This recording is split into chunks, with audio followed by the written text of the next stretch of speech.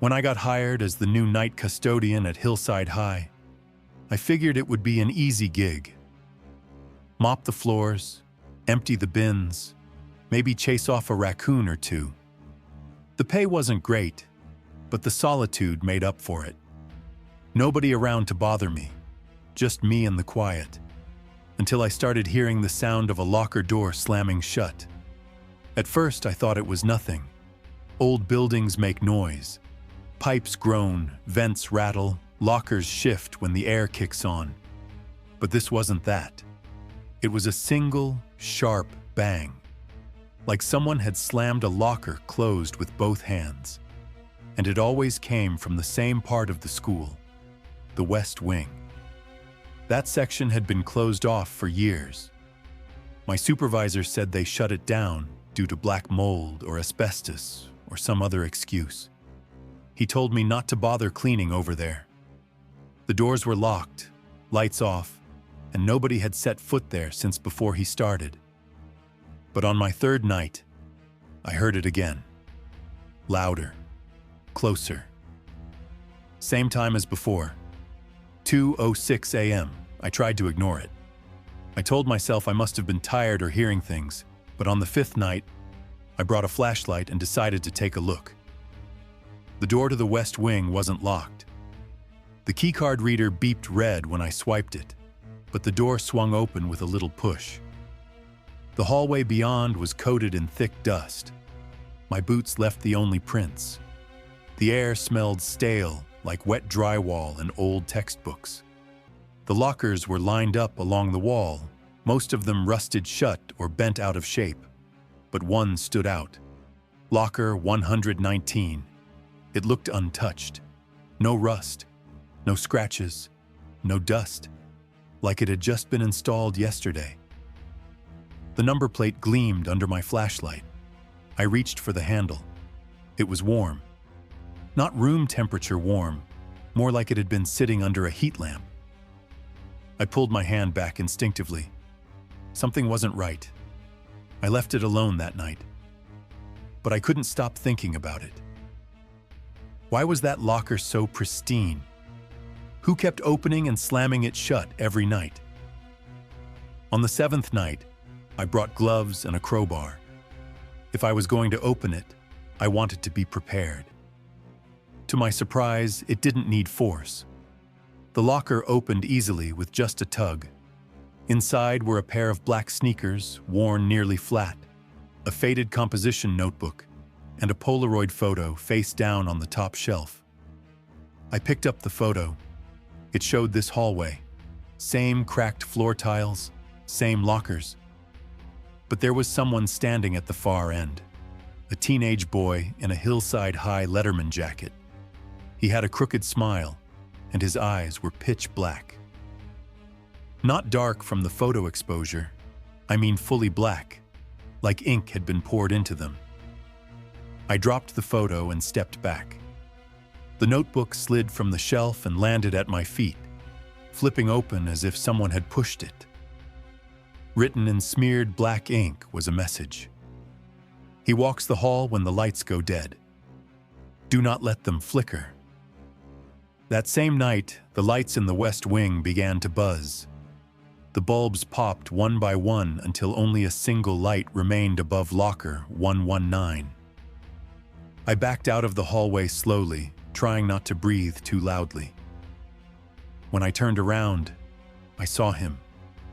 The boy from the photo, standing beneath the last flickering light, watching me. I ran. I didn't finish my shift. I didn't clock out. I drove home shaking and barely slept. Every time I closed my eyes, I saw those black eyes staring through me. The next day, I searched for anything about Hillside High's history. I found an old article on a local archive site.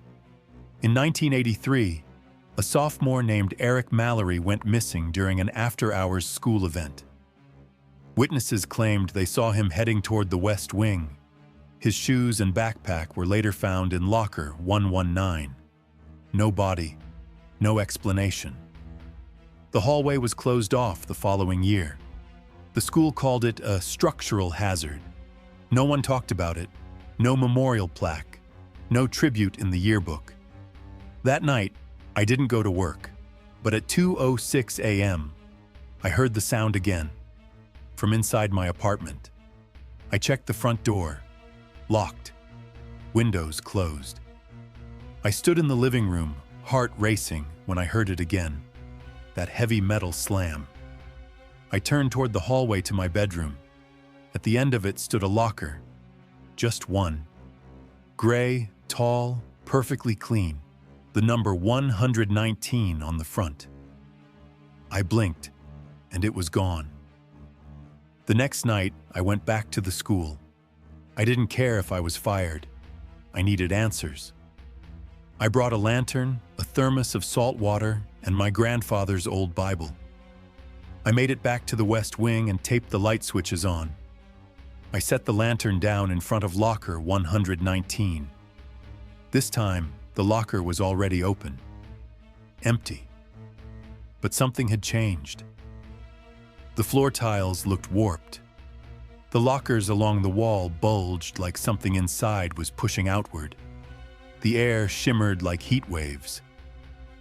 I felt my vision blur, and then the hallway snapped into sharp focus again.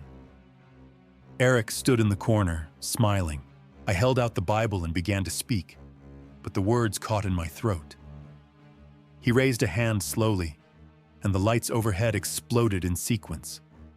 One by one, bang, bang, bang, until only darkness remained. The lantern sputtered and died.